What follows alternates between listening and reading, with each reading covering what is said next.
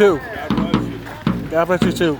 And those people in the halls of Congress before us have a duty, they have an obligation, they have an oath of office to secure the rights of the people and to protect our freedoms and our liberties from both foreign and domestic enemies. And it is their job, and we're calling on them to uphold their oath of office and to secure the rights of the people and to protect our southern border from an invasion. That is your oath of office. That is your duty under the Constitution of the United States of America that you have sworn an oath of office to defend and protect. We are calling you out for treason, for violating your oath of office. You have a duty and a responsibility to those who elected you in the halls of Congress directly ahead of us.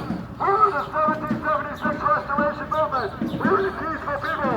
We are here standing up for our rights, addressing our grievances against the tyrannical government that has lost their way, they have lost their vision. They have committed treason and violated their oath of office.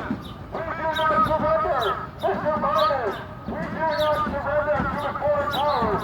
We demand that you respect the laws of this nation, the laws of the land. Right on. Hallelujah.